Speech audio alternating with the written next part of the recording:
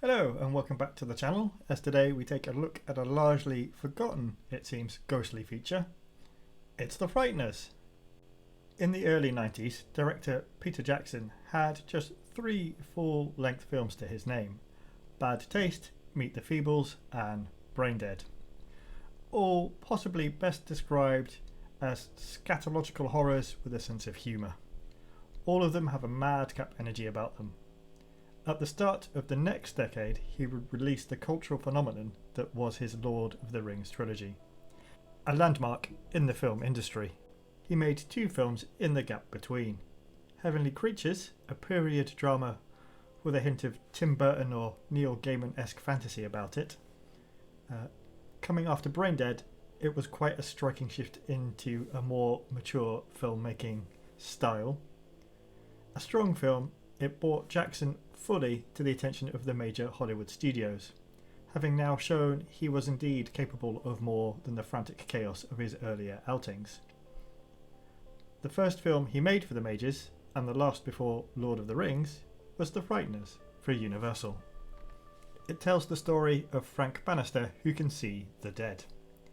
As the film opens, he uses the ability to basically run cons, teaming up with a friendly pair of ghosts to stage hauntings. But he soon finds himself facing a malevolent force of evil which is stalking the residents of the town. What follows mixes comedy, adventure and horror elements in a story that also draws on society's enduring fascination with serial killers. After an opening sequence showing a mysterious entity haunting an elderly mother and her adult daughter inside a prototypical spooky looking house, we switch to Bannister crassly touting for business at a funeral before some reckless driving ends up with his car going through a fence. He is presented as a huckster, a character who seemingly has little in the way of redeeming traits, who preys on the grieving. Something which is actually possibly made worse considering that he can actually commune with the dead. Michael J. Fox as Bannister gives the character a world-weary demeanour, and his natural charm does help the audience take to him. As things progress, we do find out things about Bannister's past that explain his current behaviour, as well as revealing a connection to the film's villain, which in the end drives Bannister to fight for revenge. Fox was Jackson's first choice for the role, though amongst those considered if Fox were to turn the role down were Matthew Broderick, John Cusack and even Tom Cruise. Though to my mind, I very much agree with Jackson's instinct as Fox nails the part. Performing many of his own stunts for the film, Fox at one point broke his foot. However, Jackson would go on to say that he actually appreciated the time that afforded him to tighten the script and edit some of the scenes that had already been filmed whilst Fox recovered. The other most notable cast member is Jeffrey Combs as Special Agent Milton Damners, a specialist in abnormal cases.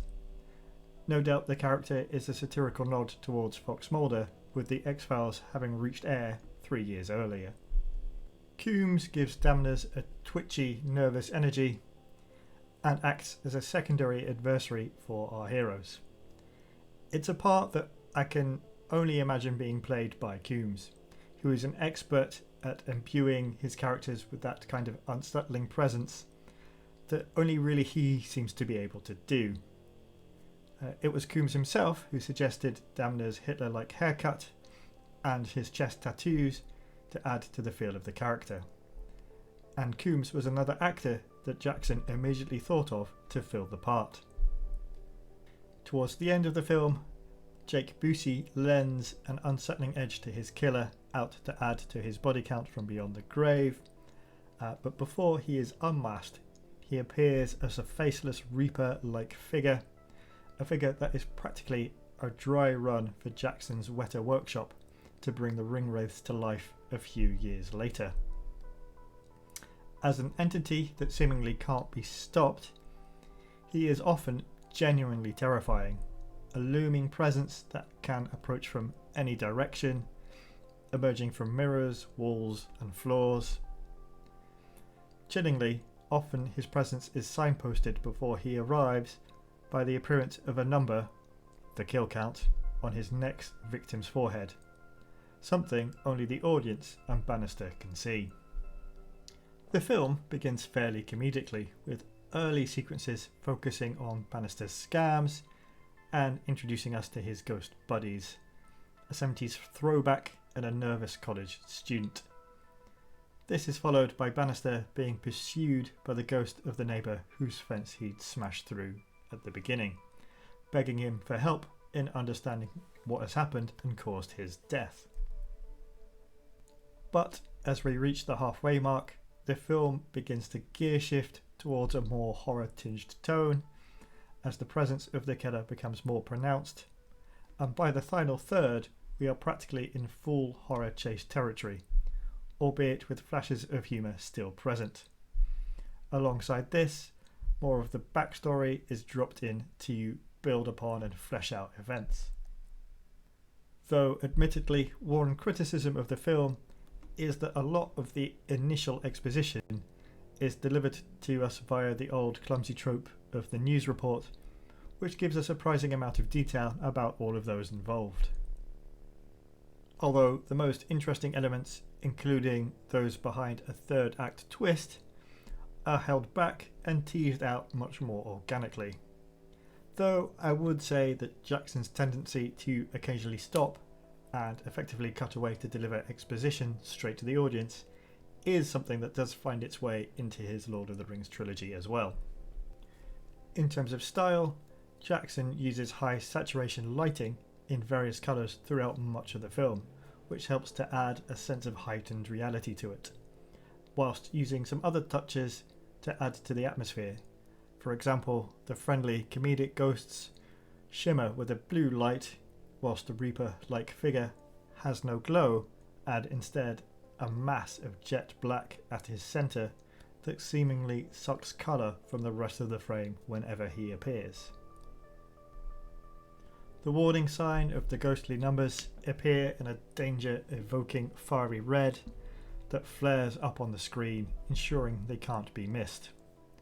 Elsewhere, black is used in the clothing of another character to signpost that their heart is as dark as the Reaper's.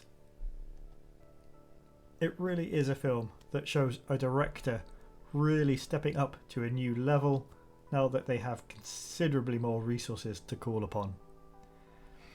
The cruder humour surrounding the judge, the ghost of an ageing Wild West gunslinger, is probably the clearest link to Jackson's back catalogue, and is also probably the least successful element of the film. Overall, The Frighteners is, I think, an unjustly overlooked film. It wasn't helped by Universal initially releasing it in the summer theatrically, for some reason. I think it's a lot of fun. Often, that can sound like damning with faint praise, but here I genuinely mean you will have a lot of fun watching it if you've not seen it before.